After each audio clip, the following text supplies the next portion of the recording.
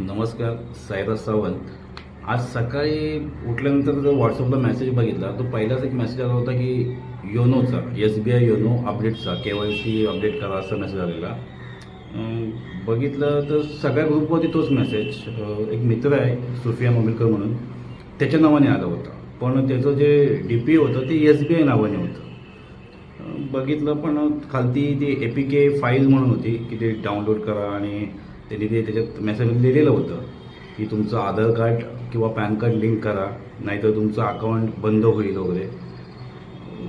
थोडा वेळ झाला ते जस्ट इग्नोर केलं. थोड्यानंतर आमचे एक सर आहेत रांगले सर, त्यांच्या नावाने पण सेम मेसेज आला की SBI योनोचा KYC अपडेटसाठी तुमचं पॅन कार्ड आधार कार्ड लिंक. काय समजलं नाही. परत स्टँडला आल्यानंतर समजलं की खूप जणांना हा मेसेज आला आहे आणि ज्यांनी ती APK जी थर्ड ॲप्लिकेशन जो असतो ती फाईल ज्यांनी ओपन केले त्यांचे मोबाईलच हॅक झालेत. म्हणजे ती स्क्रीन काहीतरी लाईव्ह हॅक होते आणि आपला डाटा थर्ड पर्सनकडे जातो. तर पूर्ण म्हणजे मंडळामध्ये तेच सगळीकडे चाललेलं की अरे जर या नावाने काय असं तुम्हाला मेसेज आला तर प्लीज ॲक्सेप्ट करू नका, बघू नका, ओपन करू नका. मग थोड्या वेळानंतर सगळीकडे तेच चर्चा चालू होती.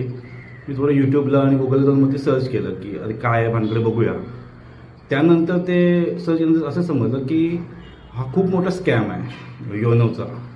ते त्या नावाने SBIच्या नावाने ते असं ॲप पाठवतात की तुम्ही ते डाउनलोड करा ती फाईल आणि मग तुमचं अपडेट करा. जर ज्यांनी ते केलं असेल आणि ज्यांचे मोबाईल हॅक झाले असतील तर त्याच्यासाठी एक ऑप्शन असं आहे की तुम्ही मोबाईल पुन्हा रिसेट करू शकता. जर मोबाईल तुम्ही रिसेट केला तर काहीच म्हणजे प्रॉब्लेम नाही. मग तुमचं डाटामध्ये कुणाकडे जाणार नाही, काय नाही. तुम्ही पुन्हा नवीन ॲप्लिकेशन डाउनलोड करू शकता व्हॉट्सअपचं.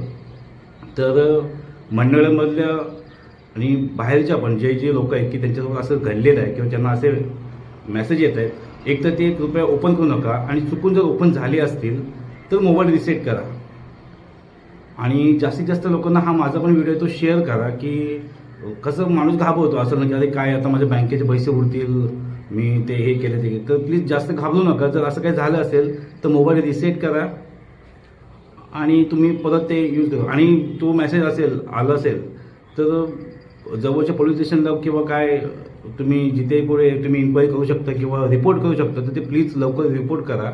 आणि असे फ्रॉड मेसेज आहेत त्याच्यापासून जपून राहा आणि जास्तीत जास्त लोकांपर्यंत माझा हा व्हिडिओ शेअर करा की त्यांना पण समजलं पाहिजे की काय चाललं आहे, काय होतं आहे ते. काळजी घ्या.